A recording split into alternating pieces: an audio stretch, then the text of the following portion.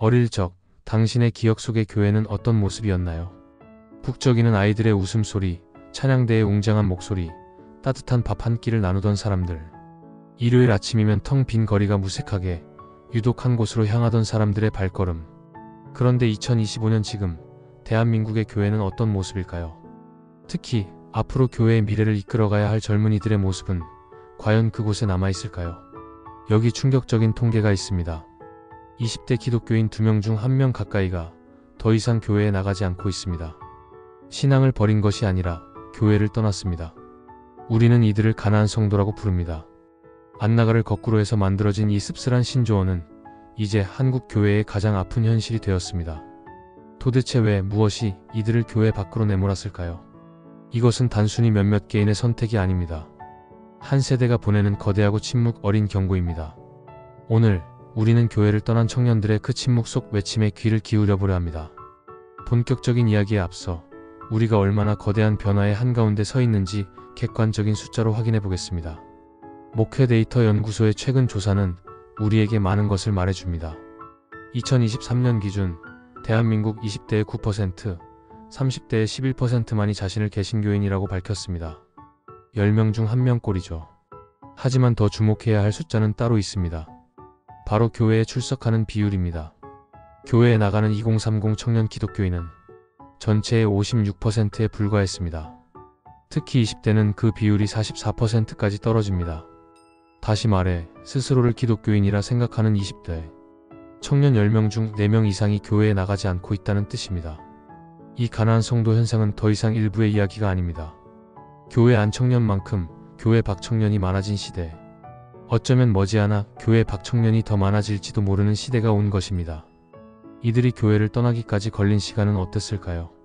조사에 따르면 청년들의 36%는 1년 이상의 긴 고민 끝에 이탈을 결심했습니다.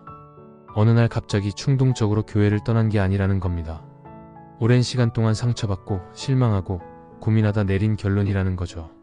재미있는 사실은 이들 중 70%는 부모님의 신앙을 물려받은 모태신앙 혹은 어릴 때부터 신앙인이었다는 점입니다.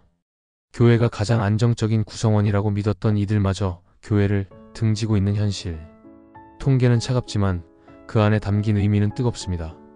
이것은 단순한 숫자 노름이 아니라 한국 교회의 미래에 대한 명백한 경고등입니다.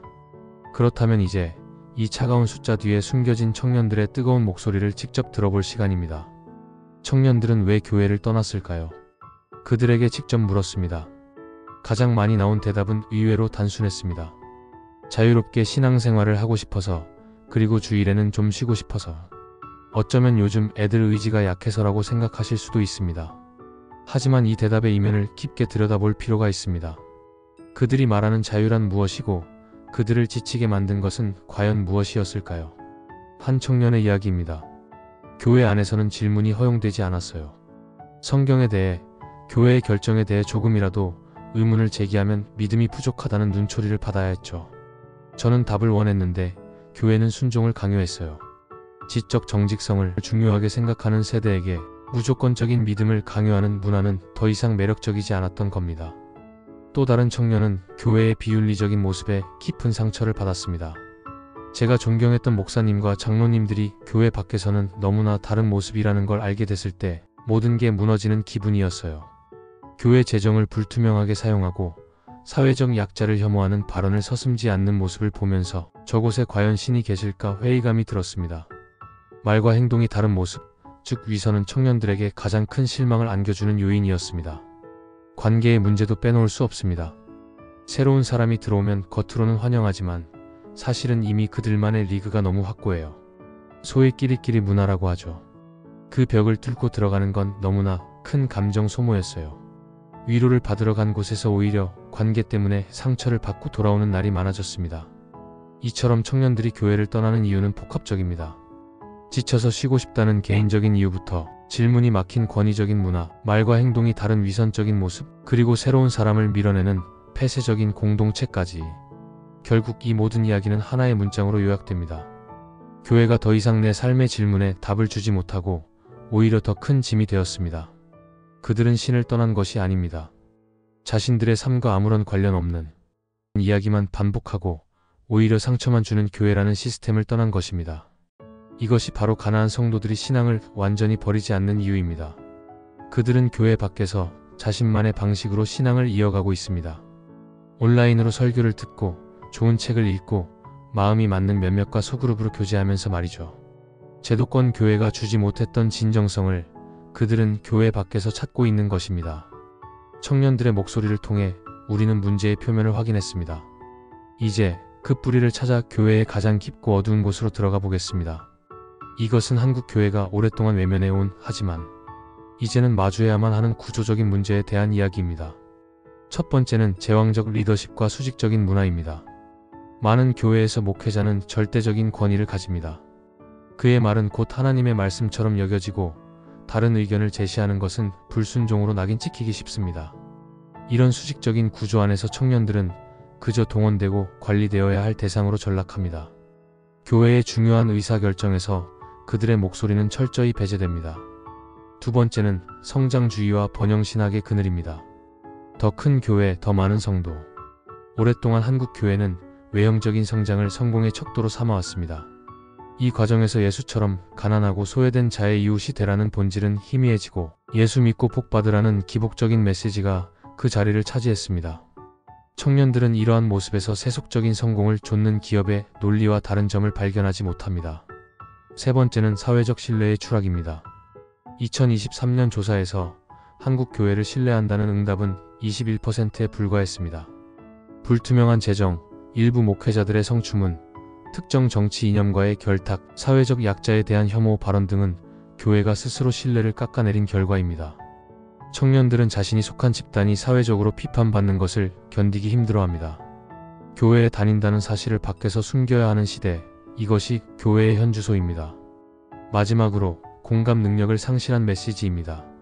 치열한 경쟁과 불확실한 미래 속에서 하루하루를 버티는 청년들에게 교회는 어떤 메시지를 주고 있을까요? 무조건 믿어라, 기도가 부족하다, 헌신이 부족하다는 시기, 일방적인 질책과 낡은 언어는 더 이상 그들의 마음에 닿지 않습니다. 그들의 아픔에 공감하고 그들의 눈높이에서 함께 고민해주는 대신 교회는 너무나 먼 곳에서 원론적인 이야기만 반복하고 있습니다. 권위주의, 성장주의, 신뢰의 추락, 공감의 부재. 이 네 가지 문제는 서로 얽혀 한국 교회의 발목을 잡고 있습니다.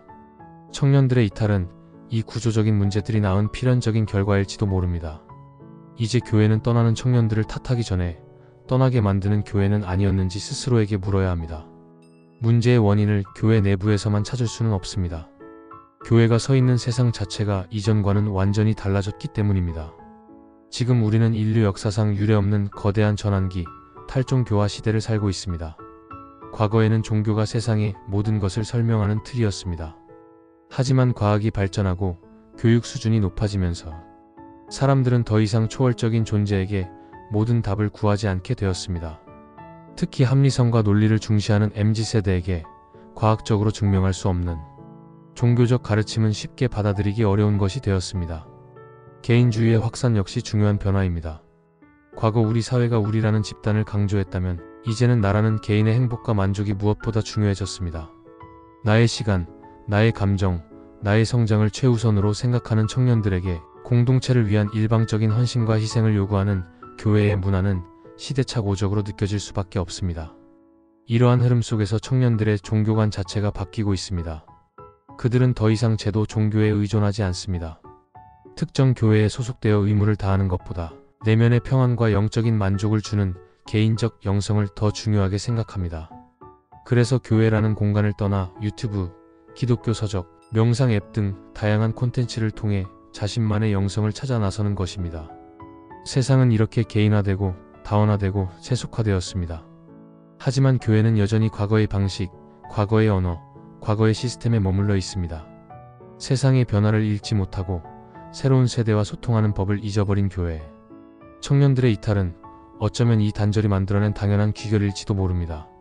지금까지 우리는 한국 교회의 아픈 현실과 그 원인을 깊이 파고들었습니다. 이야기가 너무 어둡게만 흘러온 것 같네요. 하지만 이대로 절망만 이야기하고 끝낼 수는 없습니다.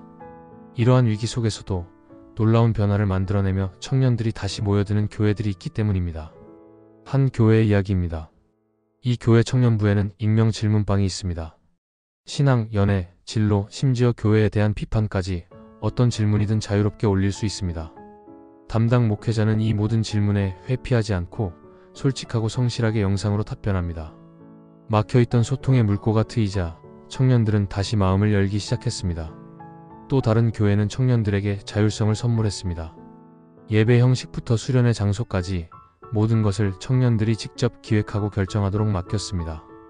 시키는 대로 하라는 말 대신 여러분이 교회의 주인이라는 신뢰를 보여주자 청년들은 수동적인 참여자에서 능동적인 사역자로 변화했습니다. 이 교회들의 공통점은 무엇일까요? 화려한 프로그램이나 막대한 예산이 아니었습니다. 바로 진정성과 소통, 그리고 존중이었습니다. 첫째, 청년을 수단이 아닌 목적으로 대했습니다. 교회 성장을 위한 도구나 일꾼으로 보는 것이 아니라 한 사람 한 사람의 삶과 고민 자체를 소중히 여겼습니다. 둘째, 권위를 내려놓고 수평적 소통을 시도했습니다. 일방적으로 가르치려 하지 않고 먼저 그들의 이야기에 귀를 기울였습니다. 불편한 질문도 검열하지 않고 함께 답을 찾아 나섰습니다. 셋째, 청년 세대의 자율성을 믿고 존중했습니다. 과거의 방식을 강요하는 대신 그들이 스스로 새로운 문화를 만들어갈 수 있도록 지지하고 격려했습니다. 이 작은 변화들이 기적을 만들었습니다. 떠났던 청년들이 돌아오고 새로운 청년들의 발길이 이어지기 시작한 것입니다. 이 사례들은 우리에게 중요한 사실을 알려줍니다. 아직 늦지 않았다는 것. 교회가 본질을 회복하고 낮은 자세로 청년들에게 다가간다면 희망은 여전히 존재한다는 것을 말입니다. 오늘 우리는 교회를 떠나는 젊은이들의 이야기를 통해 한국 교회의 현 주소를 진단해 보았습니다. 청년들의 이탈은 교회의 위기인 동시에 어쩌면 새로운 기회일지도 모릅니다. 무엇이 잘못되었는가를 정직하게 돌아보고 교회의 본질이 무엇인지 다시 생각하게 하는 계기 말입니다. 교회는 거대한 건물이거나 복잡한 조직이 아닙니다. 성경이 말하는 교회의 본질은 사람들의 모임, 즉 공동체입니다. 서로의 아픔을 보듬고 세상 속에서 빛과 소금의 역할을 감당하는 사랑의 공동체. 청년들이 정말 떠나고 싶었던 것은, 그리고 지금 교회 밖에서 찾고 있는 것은 바로 그 본질적인 교회의 모습이 아닐까요? 이 영상을 보고 계신 여러분은 어떻게 생각하시나요? 교회를 떠나본 적이 있으신가요? 혹은 떠나는 친구들을 보며 안타까워한 적은 없으신가요? 여러분의 소중한 경험과 생각을 댓글로 남겨주세요. 우리의 이야기가 모일 때 작은 변화는 시작될 수 있습니다.